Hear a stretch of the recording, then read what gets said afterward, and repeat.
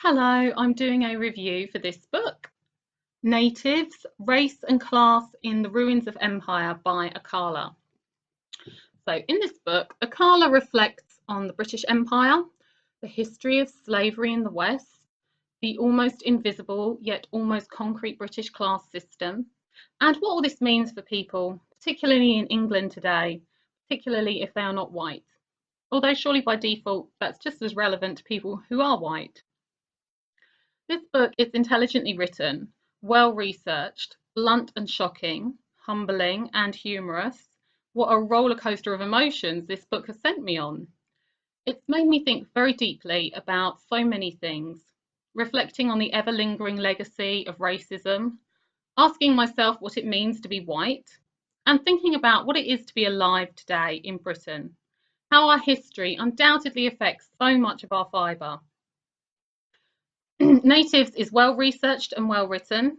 Akala's style can be very direct and even aggressive at times, which I really like. Politeness around the things we should be angry about is one of our problems. I really enjoyed the way the book was presented.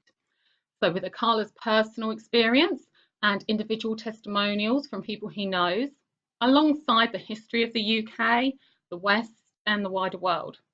Of course, these things are all tied together, although we so often forget that and seem to think that the state of our current lives just occurred. What better way to demonstrate this than a mixed race English man putting together the jigsaw of who he is, why he is that, and where his place is in the world? It's made me think a lot about who I am and the things that I take for granted. There was quite a detailed look at racial slavery.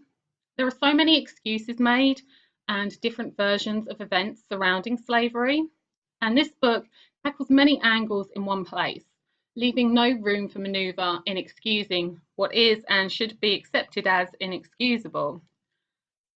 But of course, the British Empire's history of slavery doesn't just end at apologising unconditionally or feeling gut churningly guilty, which is the least that white people owe. What this book has really brought home to me is how much these issues still permeate our society today. No one is saying that things are worse today than they once were, but is that enough? I think one of the strengths of Akala's arguments about hidden or not so hidden racism in our culture was his way of changing the black white dynamic. So, explaining similar or hypothetical situations where white and black people are judged differently. A perfect example of this was the black slaves were docile argument, which Akala brilliantly and comprehensively ripped apart, and also related to white people being transported to Australia. And I felt that this demonstrated the weakness of the argument very well. I found the section on education particularly upsetting. It made me feel stupidly naive because discrete racism to children is something I've never thought about before. But I suppose when you do think about it, it is disappointingly predictable in relation to the systemic racism in so many areas of our society. At times, I found the book difficult to read. Hearing all the awful things that have been said, written, and enacted on people for such a bullshit excuse, I am the skin colour of the people who took this the furthest, and I feel guilt. A frustrated, bitter guilt that I never expect to shake off.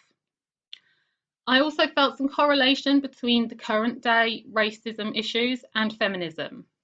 It reminded me of Kat Banyard's book, The Equality Illusion, in that we are always being told how much better things are today, or even that it's gone too far the other way. But just as milestones are gradually reached, goalposts have moved, so that the same prejudice has taken another route. I found the end of this book a bit depressing. There didn't seem much hope for the future, although perhaps it is our tepid optimism that things will one day get better that is the problem.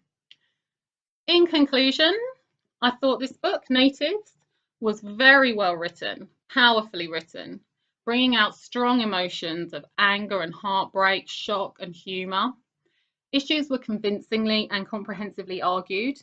Natives shines a light on many areas which are often not challenged. We tend to accept that things may well be far from perfect, but that they are gradually getting better. Is that enough? Is it even true?